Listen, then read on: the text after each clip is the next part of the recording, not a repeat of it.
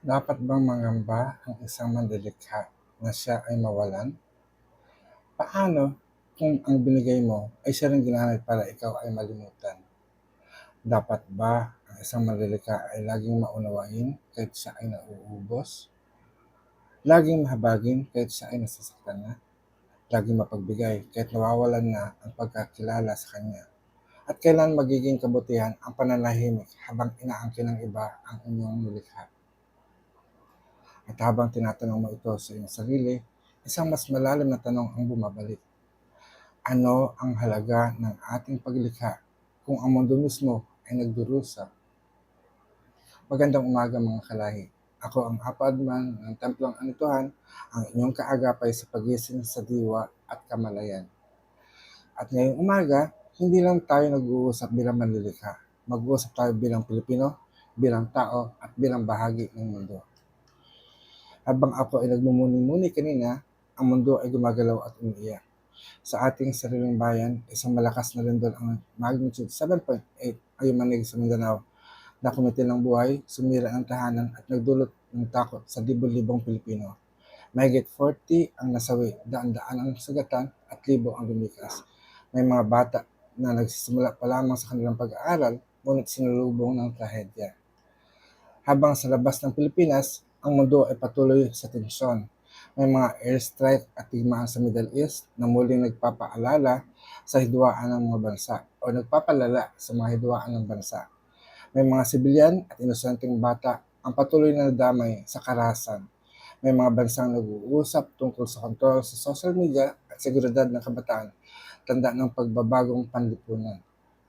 At dito ko naunawaan, habang ako ay nag-aalala sa aking likha, ang mundo ay nag-aalala sa kanyang kaligtasan. At bilang nagbago ang tanong ko, hindi lang pala paano ko poprotektahan ang aking nilikha, kundi paano gagamitin ang aking likha sa mundong nasasaktan. Oo, masakit ang pakiramdam na inangkin ng iba ang iyong gawa. Ngunit mas malaki ang tanong, ang iyong nilikha, ito ba ay para sa sarili mo lamang o para sa paggaling ng mundo? At narito ang aking natutunan. Ito ay mga aral mula sa kaganapan na ang buhay ay panandalian. Sa isang siglap ng lindol, lahat ay maaaring magbago. Ang paglikha ay responsibilidad. Hindi lang ito talento, ito ay tungkulin sa kapwa.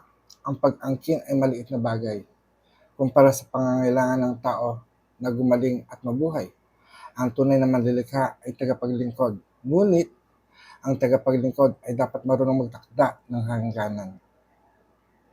Kaya ngayon, Apo, sarili ko at sa inyong lahat, ipagpatuloy ko ang paglikha. Ngunit hindi ko hayaan na mawala ang dangal na aking gawa. Ibibigay ko sa mundo ang kailangan nito, ngunit iingatan ko ang aking sarili. Dahil ito, ang tunay na manlilikha, ay hindi lang nagbibigay ng anyo, siya ay nagbibigay ng pag-asa. Manalangin tayo. Bathala na may kapal, umli ng dakilang pinagmulan, mga diwata at anito ng aming lahi. Iyak ng Mindanao, aming naririnig. Takot ng mga bata, aming nararamdaman. Bigati ng mga nawalan, aming pinapasan. Yakapin mo ang Pilipinas, lalo na ang mga kapatid namin na salanta ng lindol. Bigyan mo sila ng lakas, pag-asa at bagong simula. Yakapin mo ang buong mundo na patuloy na nahati sa tigmaan, galit at kapangyarihan. Itanim niyo ang kapayapaan sa puso ng bawat tao. Turuan niyo kami na ang kaalaman ay hindi para angkinin, kundi upang ibahagi ng may paggalang, na ang kapangyarihan ay hindi manlamang, kundi para maglingkod. At sa aming mga manlilikha, gabayan ninyo kami na maging daluyan ng liwanag, hindi ng ego, kundi ng takot, kundi ng paggaling. Mabuhay ang Pilipinas, mabuhay ang sangkatauhan, mabuhay ang diwa ng paglikha ng may puso. Ako ang Apadman ng Templong Anituhan sa gitna ng mundong nasasaktan. Ako ay magpapatuloy sa paglikha, hindi para sa sarili lamang, kundi para sa pagising ng diwa ng sangkatauhan. Mayari na, pag-asatin. Paalam.